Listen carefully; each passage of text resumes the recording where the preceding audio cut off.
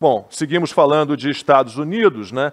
Casos como esse no metrô em Nova York são associados, como falamos aqui, a políticas desastrosas implantadas pelo Partido Democrata, e a cada semana aumenta a rejeição do cidadão americano às pautas radicais do governo Biden. A alta histórica da inflação é também reflexo dessas pautas e põe a economia americana em risco de colapso. Então, o economista da turma, o Constantino, vai falar um pouquinho disso. Consta. Olha, eu vou ser bem sucinto aqui, porque esse é um assunto mais enfadonho e técnico. Num domingo de Páscoa, até essa hora, a pessoa aguentou, eu não quero realmente causar indigestão. Mas veja, de forma muito simples, o Biden está com uma narrativa de que essa é a inflação do Putin. E isso é uma grande falácia. Quando a gente olha o gráfico, a gente vê que há um ano atrás a inflação começou a disparar, curiosamente quando o Biden assumiu, né, a Casa Branca, e isso é um motivo muito óbvio, né? Não é só culpa do Biden, mas tem muito a ver com o Biden. É culpa do Banco Central Americano, do Federal Reserve, com a sua política monetária bastante expansionista, frouxa, 9 trilhões de dólares, olha o número, 9 trilhões de dólares em ativos, né? Para inundar os mercados de liquidez. O Joe Biden, que aumentou a questão do lockdown e essa aposta, já quando não precisava, não havia nenhum sentido mais, e mandar todo mundo ficar em casa e mandar cheque para todo mundo, é óbvio que isso ia gerar problemas inflacionários. E aí vem no finalzinho, só um mês e pouquinho, a guerra na Ucrânia e o Putin. Então, o Joe Biden está com essa narrativa fajuta. Quando a gente olha preço geral e preço de energia e alimento, que é o core inflation e o geral, a gente vê que ambos estão escalando junto, ou seja, não é apenas preço de energia por conta do Putin. E quando a gente compara a inflação americana com a inflação europeia, a gente repara também que a americana subiu muito mais. Se fosse só o Putin, é óbvio que a Europa ia ter um impacto maior ali perto, metade da energia da Alemanha vem da Rússia, então não faz sentido. É a inflação do Biden. Só que essa turma da esquerda, a gente sabe como é que funciona. Transfere responsabilidade, transfere culpa o tempo todo. E outra coisa interessante para fechar isso, né? O Brasil está com menos inflação em 12 meses do que Europa e Estados Unidos, né? E aí, no Brasil, a oposição ao Bolsonaro fica tentando culpar Paulo Guedes, Bolsonaro, pelo problema que é um fenômeno mundial por conta dessa reação insana, em nome da ciência, na pandemia. Vale mencionar ainda que a Argentina, lulista, é exemplo de ciência para a nossa mídia, né, e artistas que elogiaram muito lá o Fernandes, o poste da Kirchner, né? A Argentina está com uma inflação um pouquinho mais alta, 7% quase no mês, que é o que essa turma tem no ano. Então, quando o assunto é inflação, não ajuda a narrativa da turma oposicionista no Brasil em hipótese alguma, mas eles fingem que não é com eles porque o jogo deles é cínico. É alta histórica da inflação, combustíveis pela hora da morte, desabastecimento, cadeia de produção comprometida. A economia americana está seriamente ameaçada pelas políticas radicais do governo democrata.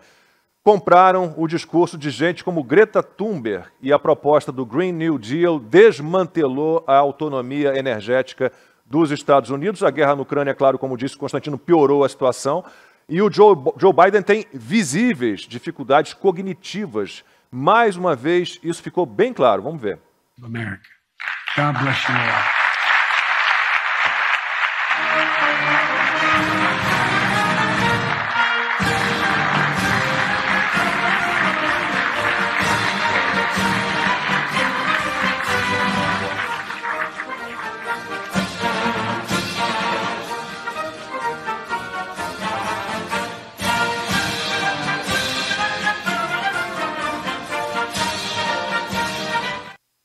Fiuza, já chegando ao fim aqui do 4x4, juro você, chega a dar pena, né? Dá pena do Biden e de quem votou nele, né? Eu acho que dá pena das pessoas honestas dá pena das pessoas honestas que ainda acreditam no valor do seu trabalho, que ainda acreditam que não vai ter um Estado sugando tudo o que ela produz e que é o que esses malandros fazem. Então, assim, eu já falei bastante aqui no começo do programa sobre o que é essa ascensão de Biden. Isso aí é um negócio terrível para quem tem apreço pela democracia. Esse personagem, ele vem falar o que determinados lobbies querem ouvir. Esse personagem, ele disse que quem tomasse uma vacina de Covid não pegaria Covid. Lacombe, em se tratando de uma política sanitária, numa pandemia, um problema do tamanho que tem, e um presidente da República dos Estados Unidos da América dando uma falsa diretriz científica, eu acho que esse presidente não poderia governar. Eu acho que esse presidente deveria estar sob suspeita. Por que nada disso acontece? Não me perguntem, eu não tenho a resposta. Eu só sei que ele é um preposto, né, de um esquema completo, né, que eles chamam.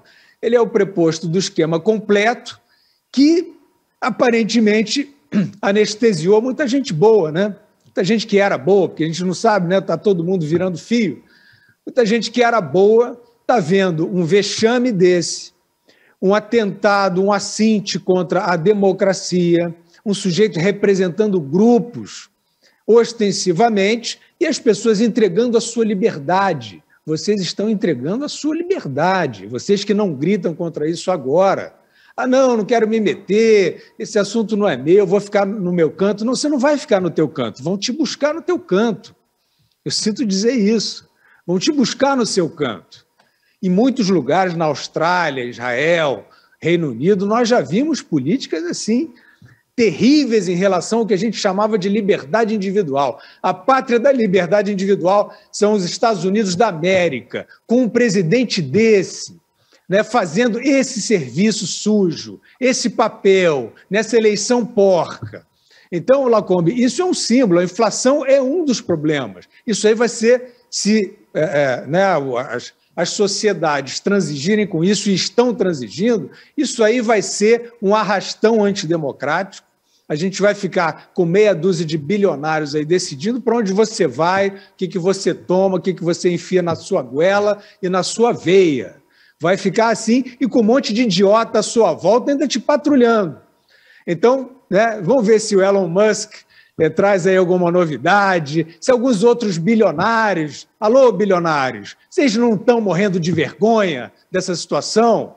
Influentes, empresários, juízes, artistas, vocês não estão achando essa palhaçada desse Joe Biden, que não consegue nem andar e nem falar? Vocês querem ser cúmplices dessa farsa?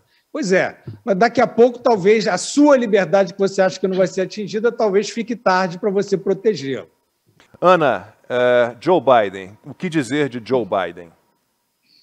Bom, sobre a economia, o Constantino, nosso economista aí já disse, né, a impressora ligada 24 horas em Washington e tem gente que ainda acredita nessa vertente monetária, nesse caminho aí econômico de que isso vai salvar empregos e nós sabemos muito bem que nunca foi assim na história e que agora eles acham que vai ser diferente e não vai.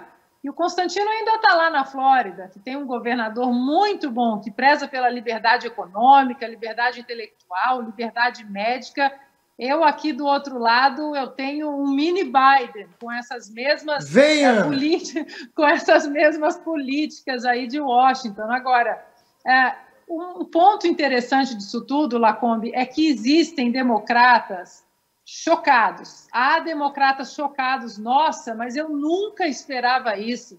Minha gente, não esperava como? Ele disse com todas as palavras, em todos os debates presidenciais, o que ele ia fazer, a agenda econômica, a agenda energética, a agenda de pautas culturais, ele disse tudo. De novo, quero linkar com o Brasil. Quem chegar em 2023, isola se isso acontecer, mas se Lula for eleito e alguém disser nossa, mas eu não esperava que seria tão radical assim. Ele está dizendo absolutamente tudo que ele vai fazer em 2023, com o agravante dele colocar mais 2 ministros dessa estirpe aí de Boston, né, lá de Harvard, no Supremo Tribunal Federal em 2023, que esse presidente coloca mais 2 lá. Agora, voltando para Biden, uma pesquisa essa semana da Quinnipiac deu que o número de aprovação do Biden é o mais baixo até agora, 33%, num governo que não tem aí 1 ano e meio, né, na Casa Branca. A boa notícia, viu, Lacombe, para finalizar, eu, como tenho um curso de história americana, é até difícil você ver um presidente desse, porque você vê presidentes ineptos, né, ineficazes, que não têm políticas ineficazes, mas dessa maneira, completamente senil, completamente fora de si. Nós não sabemos, na verdade, quem está no comando da Casa Branca. A boa notícia é que a história americana mostra que sempre depois de um Carter, tem um Ronald Reagan. Quem sabe? Tomara, Costa, você. Eu pensei exatamente nisso enquanto a Ana ia falando, né? O Jimmy Carter consegue rivalizar, talvez, com esse bobalhão aí que alguns colegas nossos, né, a turma da imprensa de pompom, como diz a Ana, achou que ia trazer normalidade de volta para o mundo e paz, né? Quer dizer, são muito bons analistas. Veja, o que está em curso nos Estados Unidos, pelo Partido Democrata cada vez mais radical, é uma latinização da América. Né? A Ana já mencionou isso antes. Eles estão tentando transformar os Estados Unidos da América num país muito parecido com esses países latino-americanos, corruptos, com o Estado inchado e por aí vai. É exatamente isso que está em curso. Então a gente olha para o Biden, fica horrorizado e lembra que a vice é a Kamala Harris.